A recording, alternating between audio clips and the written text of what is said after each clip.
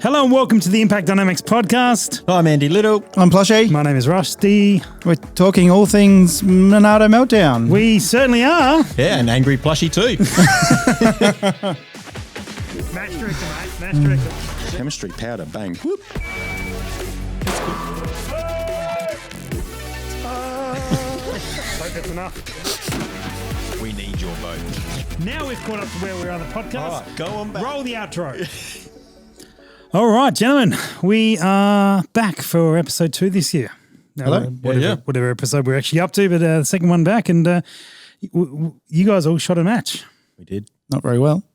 Better than I did. Neither. Better than I did. But before we get into that, we have to start with our... Oh, Josh is here. Hello, Josh. I'm here. Hey, Josh. Hi, guys. Hey, How are Josh. you? Good. Oh, You can see Big me on the Josh. screen We too. can see you on the screen. That is bigger than life size, Josh. Kind of Yeah. weird because Wow. I can't see you anymore. So much smaller in real life. I forgot about that. He is so much smaller. Okay, anyway, moving on to our round count. So the last 2 weeks, we'll start off with Josh, who is huge at the moment on the screen. Josh, Yep. how many rounds have you shot since 2 weeks ago? You were sitting on 750. What are I'm you going to adding be to that? about 800 now. What, last wait. week? Not last week, in total. About Just give 50. it- About 50. Okay, 50. about 50. So, all right, about 50. Andy, what about you, mate? I forgot because I was talking about it before, wasn't I? Plushy, what about you? Somebody remembers Right. things. Okay, so we had, what did we work out? I did load dev before a match, don't recommend. Okay. So I did about 253, say 300 load dev before the match. Match is Just before the... okay, right. before that, plus another like 120 practice and 250-ish for the match. So what's that? About 650 maybe, center fire? Let's just write 650. It didn't help me. Okay. Right. I wrote down how many I shot. I shot 74 because we went to an aim point training night, yes. didn't we, Yes, Andy we did. and Josh as well? Yep. So I shot 74 there. Mm-hmm. And then, Josh, do you remember the side comp? Actually, any of you guys remember the side comp of the match? Side comp. How many rounds was that? Was that 8? Yep. Great. All right. Well, I shot 82 then.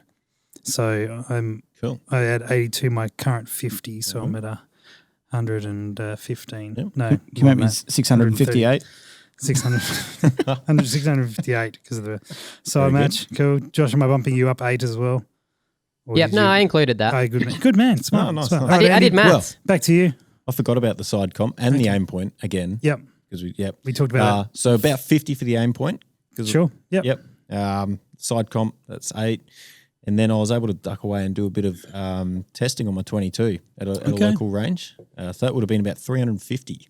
350 is your total number? No, for that's just for the 22. Oh, far out. You guys are Yeah, smashing me. trying out some different ammo. Yep. And then the meltdown. So 350, another 280 for meltdown.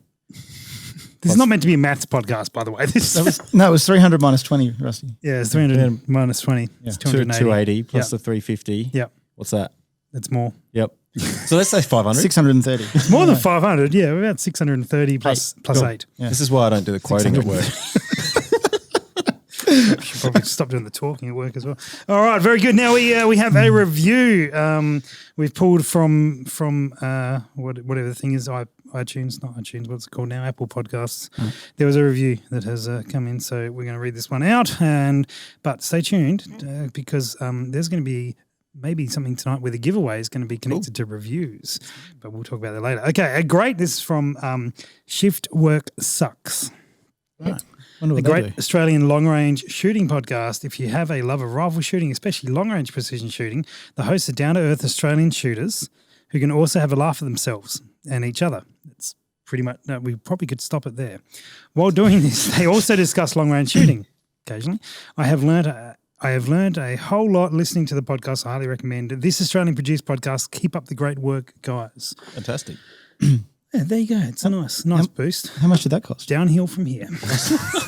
I like to start the show at the peak and then drop away from there. So very Nice. good. Now, Andy, you Yes. sent through some photos I to did. us before. Yes. You bought a new toy. I did. I bought myself a Tesla bore scope because I really wanted to see how I abuse my barrel and don't maintain it. And it did. No, that's too good. Yep. Go back to the No, that's a clean. That's Is a that clean? That's That's clean. not clean, buddy. You know, people can't see that screen right unless I press the button. Okay. Oh, okay. So let's show Not us the that one. dirty one. So I must say, like, That's the dirty one right there. I pressed the wrong button that time. Josh has come up on screen and is definitely the dirty one. All right, let's. So I mean, I guess like a lot of people, they clean a barrel. There we go. Here we go. And they assume their barrel's clean because they've pushed through a few carbon patches, a bit of a scrub, couple of dries, and then a few copper solvent patches, a bit of a scrub, bit of a patch out, and then they might do that a couple of times. Yep. They look down and they think, sweet, it's shiny as, it's really clean. And that's what I thought whenever I cleaned my rifle, probably 2 or 3 weeks after a match, until I got this, and then I cried a bit. I did pre-warn you when I suggested you buy one. I'm like, be prepared. You're going to feel like you need new barrels. Yep. Okay. So what are we looking at here? That is called a carbon ring, is what that is called. That is a big carbon That's ring. a huge carbon ring. Do you know how your gun stopped shooting on like Saturday? Yeah. Yeah, that's why. Yeah, probably that. I'm yeah. pretty confident. So Okay. so yeah, obviously just before the lens or the free bore, big carbon ring there, which So for those looking at this picture, obviously, if you're listening, sorry, but Yeah. actually, I'll try and paint a picture somehow with words. There's a ring of carbon. No, I didn't do that. very well. Majestic. That is where the end of your case sits. yeah. So the shiny bit would be where your neck is of the brass. Yep. And then just Yeah, it's- before that, you've got a big Yeah, build there's up a of carbon There's and a lot of build up there. Yeah. Okay. Cool. That's not helping you. no, and Right. then that's probably just where the lands are starting there. And we just With the changed into starting to look at the rifling. Mm-hmm. Yep. It's not quite so shiny as you would hope for. No. No, that's a clean one. And then what did you do? So you cleaned it. Yeah, that's not Okay. a photo. But, That's looking better. yeah, so I gave it about 4 or 5 hours in total over a couple of nights, just from carbon solvent, scrubbing with bronze brushes, using a drill, pushing. How did you use the drill? Yeah, let's I'm curious. clarify that. Yeah. Oh, so Put some holes in it so I could vent out a bit. so the drill I used with nylon brushes, and it was mainly to hit the free bore and the carbon ring. Okay. With a nylon brush. A hammer drill or? No, normal drill, okay. battery drill. And then, so I had an old cleaning rod I'd cut down, so it's probably half a length, maybe a couple of feet. And that was, just really for that carbon ring at the start. And then the rest of it was all just by hand. But yeah, took ages, back and forth. And then I ended up getting some JB bore paste in there. Mm-hmm. That's what you like to use, isn't it, Plushy? It is. It breaks up carbon real good. Mm-hmm. And I guess I've still got a bit to go, but it's a lot better than it was. Plushy, you probably had the most experience with looking down barrels like this. How does that look to you? It's dirty, but the barrel itself's in pretty good nick. Okay. How many rounds do you reckon you got on it? 1,400? Yeah, I'd expect it's in a Creedmoor. I'd expect to see fire cracking a lot worse than that. Okay. So it's actually in pretty good nick, I would say, except for those scratches on the lead Yeah. that are a bit weird. Andy's got some scratches going lengthways, sort of Should- odd. should A bit. Photo there. There is a photo. Those three might be the only ones that I put in. So I'd be They'll be curious cool when it comes ones. clean if they're still there or if they disappear. It's a little bit hard to get. Sometimes it's a bit hard to get the depth in the photos you get out of the bore scope. Yep. Whether it might be like really, really quite fine and it looks really big. Yeah. But yeah, no, I reckon that's recoverable. Okay. So, Andy, have you shot it since cleaning it? No, I Okay. haven't. So All right. in a couple of Stay weekends. tuned. Yeah, I'll put another 10 rounds through it and then maybe start doing some groups again, playing with seating depth and See what it does. get ready for Mildura. Put it back to where it was. it'll be fine. Foul it up Yeah, again. it'll be fine. Absolutely. Now, I don't know what that measurement was. Oh, really? Oh, on something. I We should talk about that for 1 second. Just mag length. sorry. What? So Andy's gun stopped shooting on Saturday afternoon. Yeah, this is why I didn't When you win. say now, this it's one of many reasons. When you say stopped shooting, I should have sent Josh a clarify a photo. little bit more about what that means because you obviously kept on shooting. So Friday, well, before the match, I did a really smart thing. I last time I'd Let's shot go back. Let's talk about that. at finale last year, I'd This table's moving a lot. Made the rounds just a little bit hotter because I knew the finale would be very windy.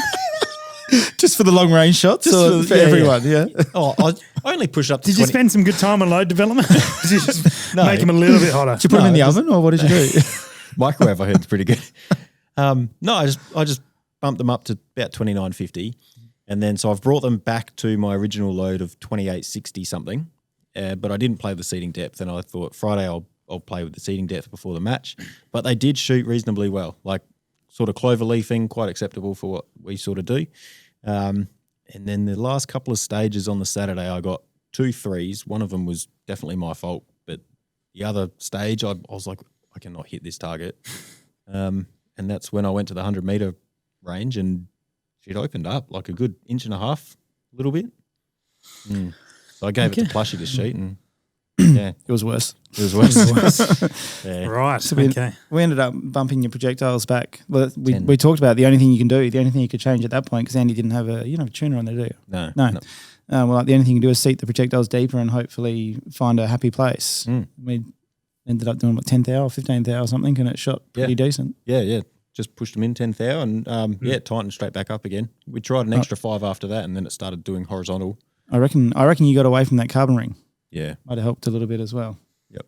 Gotcha. Okay. Interesting. We'll see how it goes, how it performs. I should clarify why Plushy's in the middle playing tennis tonight, because he was here last. That's right. So if you're here last, you get in the middle, which I look forward to Josh being in the middle one night. All right. The challenge. We set ourselves you guys a challenge last podcast about who would finish higher at Meltdown. Josh, would you like to reveal to us who finished higher at Meltdown? Is this a really bad bit where I can't remember? Yeah. That's why I threw it to you. Okay. Plushy, where did you finish? What did you say? 7th, I think. Yep. Andy, where did you finish? 9th. Which number's bigger? Did you need help? 9th, Andy. Now, what I don't remember is what the challenge was. Ooh. Do you guys remember what it was? No. Hey, Josh, what was the challenge? I can tell you in about 5 minutes when I look it up. Well, we'll I stay actually have tuned for no that. idea. I can't remember. I can't remember. The last 2 weeks has been such a blur. Yeah. I I do. It has. Was it only? It was only like a couple of points between you two, wasn't it? Wasn't wasn't much. a lot. It was not much at all. Not much up at the top end. Okay. Well, if you jump on practice score, Josh, you might be able to find out how many points it was. While we work out what the challenge actually was for, I have another challenge to propose. So in a couple of weeks, not this weekend because it's Easter, but next weekend, Steve Hurt from Outer Edge Projectiles will be here. And Josh, I believe that you and I will be at the range at the same time on the Saturday. That so far, that is the plan. That is checking out. Okay. Gentlemen, will any of you be at the range on the Saturday? This will be the 15th, I think. I'm going to say highly unlikely for me. Okay. Cool. Andy, possible? I don't believe so. As long as 2 of us are there, it checks out. The goal, the idea is that we, same rifle, same ammo, shooter group, best group. Right. Oh, good one. One of those old school type Yep. of actual who can shoot better type things, or who's luckier. One of the 2. Yep. So probably the luckier bit. But anyway, At what distance? Got to clarify this. well, at the same distance. Right. Yeah, just to clarify, at the same distance, and 100 meters. 100 meters on paper, so we actually get a good clarity, because we don't usually have paper further than that at Monarto. So 100 meters, same rifle. I'm going to propose the GT, because we probably would have done some loading for it with Steve to then go out and shoot it, and tightest group from 3 shots. All right. Oh, this is a good one. So we're talking precise or accurate? We are talking precise. Right, so Tightest just group. straight up smallest group. Doesn't matter where it is on the paper. Straight up smallest group. Okay. Yeah. Yeah, because you get behind it, I'll get behind it, Andy get behind it, and we potentially are printing at slightly different points on the paper. Yeah. So looking for tightest group. Yep. Yep. I think that definitely like even when you shot my rifle on the Saturday, I think even between shooter and shooter, if it's the same platform, you'll definitely get different size groups. It's because Andy's Plushy's a better shooter than you. Oh, but Not with Andy's gun, it wasn't. no. Okay. It opened up worse. Good. Anyway, so whoever's at the range on that day, and what are we going to be challenging for, Josh? Because likely you and me. You have to host the show. No, I'm out. He'll throw it. I'm sick. I'm sick that day. press the Fair buttons. enough. Whoever loses pours all the drinks for the night. Oh, that's easy. Do you know what I'd do, Josh? I'd take one shot and put two into the dirt. Yeah, but we're not all scammers like you. Yeah. It's a small group, mate. 3-shot group has to be all 3. What if all 3 went through the same hole? They didn't. Because they will. Yeah. They didn't because I watched the trace. All right, cool. 100. So group shooting. Just stop floating floors now on challenges, and whoever has to not only pour the drinks for the night, but has to buy the drinks for the night. Oh, I've just upped it for Josh. I'm in trouble. Can I get paid? Let's talk about this later. Speaking of getting paid, the beer chap. Is that a segue? Our sponsor, the beer half chap. good one. It's half good one. No, you don't have a hat on. Put some matte cream into your hair. I thought it was for my beard. That could have been. I mean, you could do it. Actually, in fact, you put everything else in your beard, so you may as well put that in your beard. This is from the Bearded Chap. So whoever doesn't know about the Bearded Chap yet, you guys obviously relatively new to the podcast. They're our sponsor, a fantastic company based up in Queensland. The owner is a shooter and an all-round legend, and they make amazing beard products, and they're making great hair products as well that you can also put in your beard, it would appear. Can you kink your beard off to the side now? Because it's got some... You can. But anyway, you can go to their website, thebeardedchap.com/impact, and you'll be supporting a shooter-owned business as well as the podcast here as well. And you also make yourself look good and smell good and be good. That smells great. Is that? Yeah. Yep. It does smell good. Yep. Okay. It actually does really smell good. Yeah. I would buy a candle in that smell. I might just do this first for the show. The code is impact, or you can go to thebeardedchap forward some things. I've been distracted by the smell immensely. Something That's how good it impact. is. You should put that away. I should definitely put that away. That won't end well. Andy, what's the website you can go to? Thebeardedchap.com/impact. There you go. And Or what's it might be .com.au. No, it's not. Well, it is either, but I think .com's fine. Yep. Yeah. This one doesn't burn. It's much better product for your beer. Do recommend. Yeah. Okay. Good. That is a good benefit. All right. Very good. Now we did some. We had a competition last show where we were going to do some giveaways of a couple of T-shirts. We had some entries. I believe there was 2 ways of entering. One was at the PRS, take some photos with either of you and put up on Instagram and tag us in. And I believe there was one entry, and it was a solid entry because it contained both of you in it. Josh, have we got that photo somewhere? Oh, no. We sure do. Good. When my buttons work. There we go. There's Rosie who tagged in all of us in. And look at that. And Plushy, you went over to that little 4x4 thing to go and get some quiet time by yourself. I wanted some alone time, because I just bombed on stage and everyone just kept coming talking to me. I was like, go away. You look really happy about it. So Rosie will get you a T-shirt, probably the Manners one, I think. And then we also had some memes or some photos or something like that about welcoming Plushy to the podcast. So Josh, what... So first up, we have superannuation plushie. Yeah. And next up, That's about how much I spent on shooting last year. we have Hulk plushie. That one lines up. We also had an in-person toy dropped off of Plushy, a mascot for the show, that's pretty good actually. Can you hold it up to the camera and then all the people can see? That would be what the professionals would do. That's why I didn't do it. There you go. Is it Papa Smurf with That is- Smurf? Papa Smurf. We need Plushie needs to hold that. We need a still of Plushie holding. We do. With your hands doing that. No stretching. It's not going to... no. I'll hold it. You do the hand. Well, I that have to doesn't sound right. Yeah, I'm looking at this from 3 angles. All of them look weird. Sorry for those who are listening. What we have is a little Papa Smurf with a painted on red beard in some sort of plate on wheels because they're normal things. Yep. All right, that'll go on. There's going to be a little cabinet next show behind there, and it'll. It's one of those pullback things where it then runs off. Oh, we're gonna up. That was it's yeeted itself off the table. All right, do we think the little wheeled thing? Do we think the Hulk plushie or the superannuation plushie has the win? That one's just funny to hear. Is it funny because he's spending all his superannuation already on all the ammo? True. What are we going with? What are we going with? I like the dedication of the Smurf. Of the toy? Yeah, someone went to the effort of dropping that in. Yes. Yeah. Papa Plushie is a good one. Oh, Papa Plushie has it. Well done, Papa Plushie. You will get It's got a yourself a ring to shirt. it. I think Tony did that one. I So think that's a new nickname for Papa Plushie. I don't know. There's many moods of Plushie. We'll get to that later, Josh. Don't give it all away. Hey, we have another giveaway. Josh, we did come up with an idea for a giveaway. What was it? Did we? That's what I Oh, said now to you've Josh. thrown to me. I've Yeah. got a mental blank. That's not good. That's why I threw it to you because I had no idea what it Oh, was. I remembered it. Oh, here we go. For the next giveaway, if Oh, yeah, I do remember it. That's right. we both got there in the end. Yeah, we did If eventually. you leave us a 5-star review on iTunes, or I believe you can do it on Spotify, Yep, either one. Either one. Something we can read out. the one that we read out in the next episode, we'll get a prize. I think we got some hats. We did that. Vortex hats, Seiko hats. Yeah, we might even give a couple of prizes. Hey, Josh, if you move your glass, the camera might focus on you.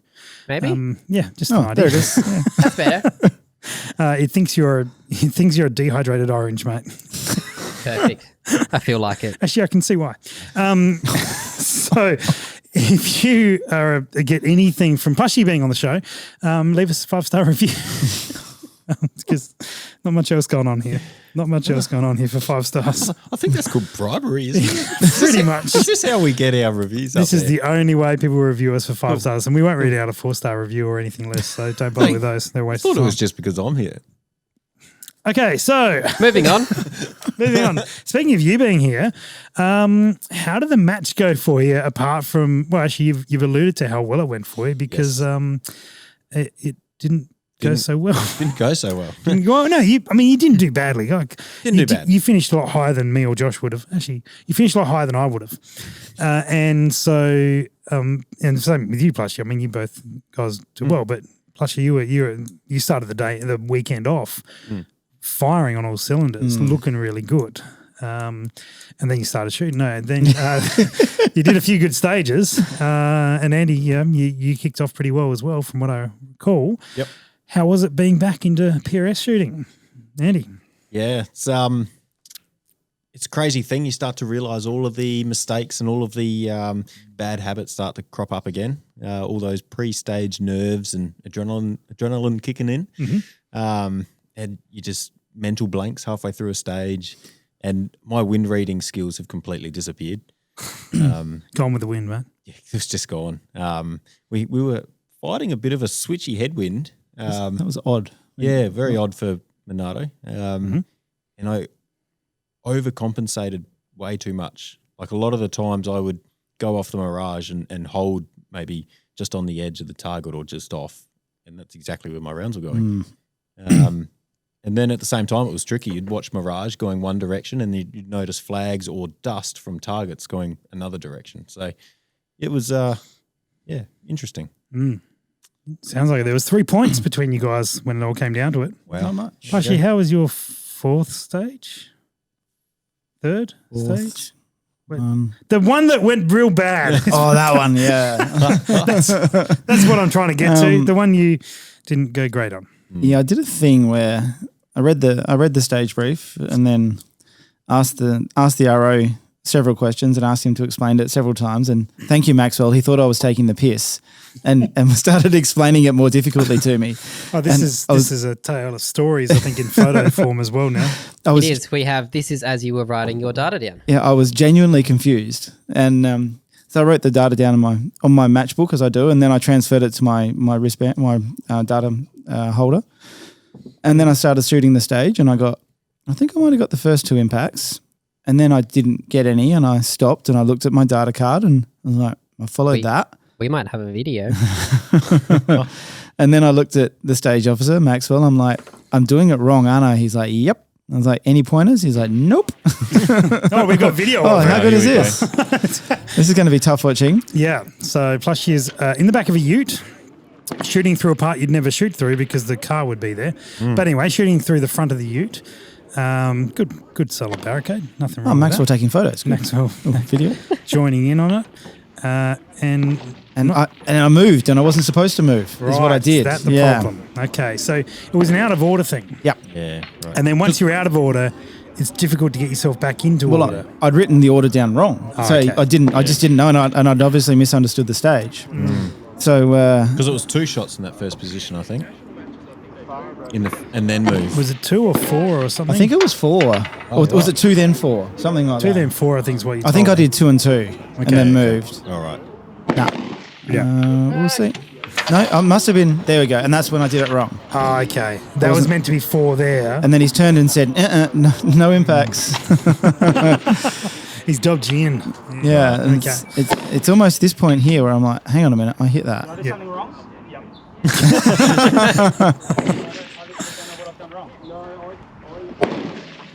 It's challenging here because you've got the data wrong. Now I would hazard a guess if you said the correct, like if you went, okay, if I do this on my back, Maxwell would have confirmed that or said no, but he wouldn't have actually told you what to do.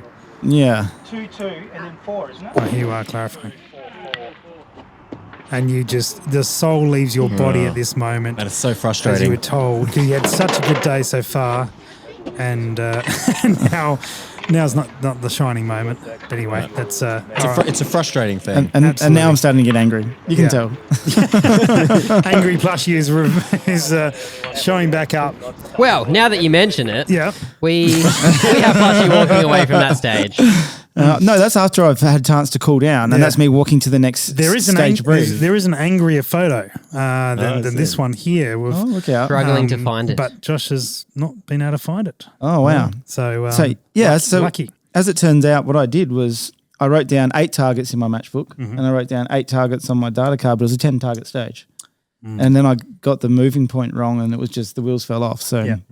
takeaway from me, I think I got actually that's my takeaway from the weekend is just being a little bit careless and sloppy, not double checking. That's the first time I've ever done that. So it's kind of like I went through and I'm like, well, there was 8 targets written down and there was 10 targets. Obviously, it was wrong. You know, Yeah. it should have been an obvious pickup, but I didn't see it. A couple of other things where it was a bit like pre-shot routines, pre-stage routines, as it turns out.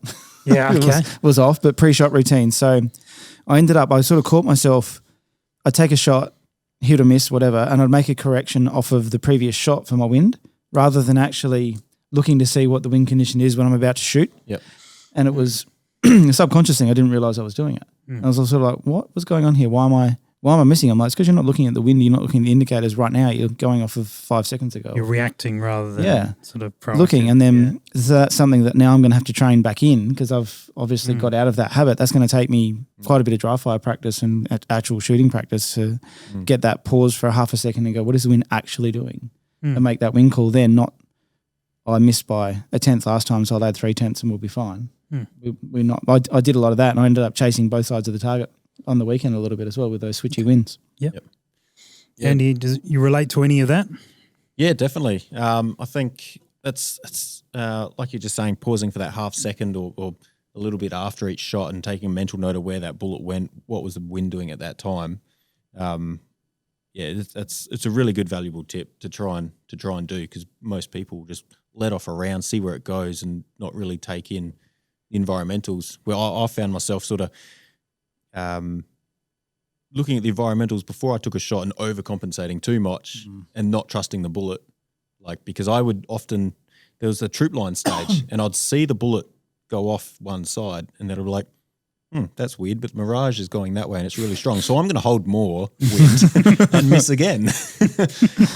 I think Found it funny in the lead up to preparing for the show, and we sort of, we work a few weeks out as we start planning topics and bits and pieces, and we went, the first PRS match of the year. We'll write down the header for our topic as rookie errors. Yep. That probably should have been the clue yeah. a couple of months ago that, first match back, there'll be a few little things sort of, out of sequence and sort of out of practice for, and it hit hard. Sorry, Plushy, you were going to. No, I was going to say that I think actually I was sort of thinking about it afterwards, and Monarto's an interesting range to shoot on, in the sense that there's not a lot of like bushes or anything like that to look at for wind indication. It's pretty much the flags, Mirage, and the dust. Yep. Whereas a lot of other ranges like Little River and Mildura and even Buchan, Tassie, there was there were indicators. Trees and yeah, that's bushes. right. You could, in your field of view, there was an indicator, right? If that tree's flicking, the wind's up, or if it lets off, the tree sort of stops moving. So I know it's let off. But at Monarto, there isn't a lot of those indicators. You've really got to watch the mirage. Yep. Really, and I wasn't doing that very well. Interesting. It's a always first one back is challenging. Yeah. So what you talked about some of the things that went wrong. What are the takeaways? Like, what do you go and do now? Now, plus you're match director of the next match, so you're not shooting that one, but there'll be club matches and then, of course, matches afterwards. Tassie's on the list after that. And Andy, are you shooting Mildura? Yes. Okay, cool. Yep. So you've got a bit of a time frame now to get ready. What do you take from that? How do you improve on those areas? Clean the rifle. Yep. Done that. Check. I think it's going to be just sort of like mental. I don't know. He described it like mentally understanding stages. Like I think the stage that with the video of you in the back of the ute, I had a difficulty on that stage as well because there were lots of targets and mentally like going through and keeping track of what targets you're up to. Just being switched on, I guess. I think something else that I need to work on is holdovers. I'm not sure. Just get better. might do a bit of dry fire and Yep. Yeah. What about you, Plushy? How do you improve on these areas? I think I'll write out my pre-shot routine again. It's a subconscious thing, but Have you ever written it out? Yeah. Yeah. Okay. Early But just days, haven't for now. No, For- in for a while. early when I first started doing like national PRS matches, I used to write a list of all the things I didn't do very well in the match book, and that was my training for the next month, or back when I started the next 6 months, because there was a lot of things. Yep. But I had like a a list written down of all the things I was going to do pre-shot, and that's just become sort of second nature now. But I was trying to break it down. And I think in the quest of trying to get your shots off and time management, you're trying to look to see where you can make efficiencies. And I don't think I've done it on purpose, but it's kind of like I'm rushing to get that next shot rather than that pause. So I'll write that list down. I'll put it on my like on my backpack so I can watch it every shot. Okay, wind. Remember wind. And then it'll get back in there again. Yeah. And so you're talking between shot to shot during a stage, not pre-stage prep, but mainly Pre-shot. Pre-shot. Yep. Yep. Yeah, definitely. I've got a bunch of things that excuse me. I'm generally like target. Am I looking at the right target? Yep. I do a lot of holdovers. So what is my holdover? Wind call would be in there, but I've made that wind call, as I spoke about, has been off the previous shot, not what the actual conditions are. And then just to ask you more on that, obviously you'll use the previous shot as some level of feedback, but then also through the lens of what is currently happening. Is that you use that to calibrate your wind compass or your wind? Know. So you're like, okay, well, I thought it was 4 miles an hour. That was clearly 6 miles an hour or something like that. You're like, okay, it's picked up. Is it the same this shot? Yeah. Rather than rather than turfing all that information off the shot, because the shot gives you information as Andy was talking about. But then you, rather than just going, oh, that was to the left a bit, I will hold now further to the right. You'll go, that was to the left, and I held this, and this happened. So I will now update my wind call with the current information as well. Yeah, absolutely. So doing that, and then it gets into breathing and trigger press. Sort of is the last things, and then the other one was, I think it's that trying to get those shots off quickly again is not hanging around for. We're talking like a quarter of a second to just. I get a general idea of where my shot landed, and then I'm gone. Rather than seeing where it landed, processing. Okay, I did this and this happened, and then go to the next shot. So there's a few things I probably just need to slow down. Yeah, It's probably the takeaway. Yeah. And I usually get all my shots off. With I was going to ask times. that. How were you for time at Yeah, Monarto generally? Pretty good. Yep. Is there any pretty good. stages you timed out on?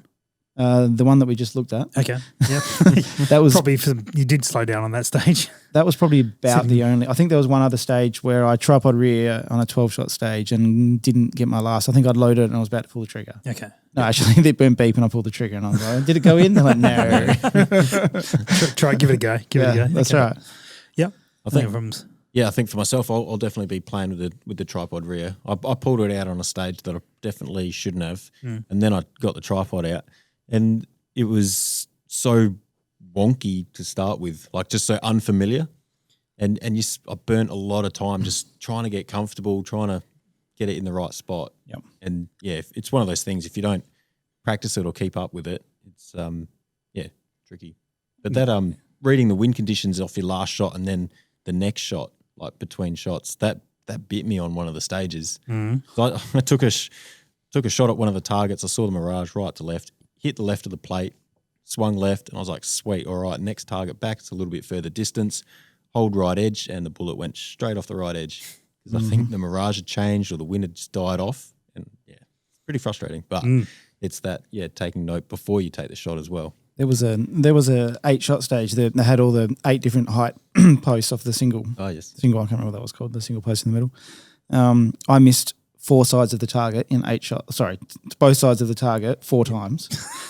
I think I got a 3 or something like that. Like in 8 shots, the wind changed direction 4 times, and I was just at that point I think I'd already had a bad stage. And I was just like, I just walked away and I'm like, I don't know what's going on there. Yeah. Overall for the match, any takeaways? Good match.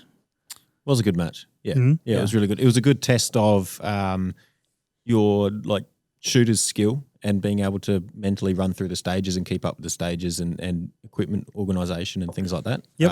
All the barricades were solid and interesting and different. It was really good. It was the match directors did a brilliant job. It was a real shooter's match, like a shooting ability, like your wind calling ability, your spotting. They actually did a thing where they took away your ability to spot trace intentionally on a few stages. Okay. There was tarps and carpet put up behind the targets. Or impacts, not so much trace, but you couldn't see. Oh, sorry, dust. your impact. You couldn't see. Yeah, sorry, take that back. Well, kind of. But anyway. You couldn't see the impacts of your misses. Yes. Right. Yeah, well, okay, that's a good way of putting it. But it also, with that dark colours, it was really hard to pick up your trace as well. Okay. It was really, really difficult to get impact. So first round impacts were like a lot. Gold. When you could see, Yeah, when right. you could see on the target where you're hitting, like, okay, I can correct now, I know where it's going. But then some people miss the first one and they'd spend 3 or 4 shots trying to get on the target. Yeah, right. Tough. It was those little skills were really important. Okay, very good. Yeah, it was well. Accounts that I heard, it was a very good course of fire. Very challenging, but good. And I know the guys, as they designed for every stage to have a number of points that pretty much everyone could get as long as you pointed the gun the right direction and squeezed the trigger gently. As long as you did your things right, you were going to bank a number of points, sort of almost no matter what skill level you were at. Mm-hmm. And then it gets the halfway or a third of the way, and then it gets harder. And then it gets to the pointy end, and those last, I think the goal was the last sort of 1 or 2 or maybe three shots on each stage, you had to work your ass off for. Yeah, the separator. The separator points. Yeah. Did that play out from your point of view? Yeah, definitely. I think think so. there was a few KYL sort of targets, and a couple of them were very tiny. And Yeah, definitely. they had a really good stage, as you were saying, at 500 meters, where they had KYL that didn't have a tarp behind it, and then a KYL that did. So, like you're saying, if you didn't get your wind cool on or see how the plates spun, really separated the people who could get on and stay on, and then the others that just sent lead. It was really interesting. Some of the stages where you couldn't see your fuller shot was designed that way. Yep. And you'd get, like I said before, like I got caught out in one of these tiny little chickens, and I couldn't get on the chickens till like the last shot. It took me 4 shots or something, going backwards and forwards to get on. Then you finish and you're like, I didn't do so great there. And then you're watching other people got a first round impact, and you're like, that was a lucky first round impact. And then they went through and almost cleaned it because they knew where they were and they could adjust because that was you're sitting there watching like, oh, you're kicking yourself a little bit. Yeah, definitely. But it's something different that we haven't necessarily had before, so it was good. Yeah. Good to see more diversity in the course of fire and more challenges, and it's excellent to see. So, Flushy, we look forward to what you have in store for everyone in Mildura, which could be very interesting. Could be. Or could be very boring. Could be. Yeah. I don't know. Who knows? We'll find out in a few weeks. He's staying very tight-lipped about all of this, which is excellent. It's good. All right, guys. Any other comments on the match, or should we wrap up? Good. Nothing. Shout out to Aaron and Ash for putting together a great definitely. match. Well done, guys. You went. Do you know what one of the best things about it was? How smoothly it ran. It was very smooth. It did. There was no hold ups. There was no banking up of shooters waiting to go into the next stage. It was well organised. Like, they just did a really, really good job. Yeah. Because it was ran slightly different. Yes, it was. After every stage, we moved position. Yep. Yeah, which worked well. Absolutely. It was good. Cool. Well, guys, have you got any sponsors or anyone to thank? You got any commitments in that regard? No? Okay, cool. Yeah, Move on. I've got a couple. There you You go. got a couple? Go on. Yeah. There's probably time to talk about it. Sorry, I'm just joking. All right. While you're doing that, the Joking on Bearded what I Chap said. sponsored the podcast, so go and shout out to them. No, this year I've got a few guys that are helping me out, which has been really, really good and really lucky. Manael, all my rifle accessories. Swan Barrels, I've been shooting them for 3 or 4 years now. They're really, really good. I come on board with KDEX this year as a chassis sponsor, running the new Strike Pro, which is pretty good. I really like it, actually. Okay. Night Force for my optics, which is convenient because I've always pretty much run Night Force anyway. So it's just a really good relationship, I suppose, where I can work with those guys. I think that's about it. All right. Well, that was half the show. So Andy, Thank you to all those guys. Yeah. I'd like to say thanks for Carlos for continuing with supporting myself. Yeah. And Ash at APRS for getting it all happen for me. Excellent. For the rifle and things. Bearded Chap for a bit of to thank. Would you want to thank Sony or something? Do you, Josh? No, we had to pay for all of this. So, when they send us a free one, then yeah. All right. So X brand of camera. Good. And we have Manael who said thank you, Plushie. Oh, there you go. Manael is here. Got some love. So challenges, shot the best group out of whoever is there on the day for probably me and Josh and perhaps one of you guys. And whoever loses has to buy all the drinks for the next podcast. And the next podcast is going to be a 4-hour show, I believe. Yeah, I'm getting an Uber home that night. I still want to talk about my pay. Who was that? Sorry, I just heard a weird voice. He's getting paid in gin. It's all right. Cool. Dan Murphy vouchers. I think that's all it is. Cool. The giveaway. So leave us a 5-star review on Spotify or Apple. We're not too proud to ask for them. So there they are. Anywhere. Anyway, Just front door. Yeah, that's right. Somebody else's page. And that is it. We're done. All right. Let's go see how many rounds we can bank before our next episode. Good luck. Cheers, guys. See ya.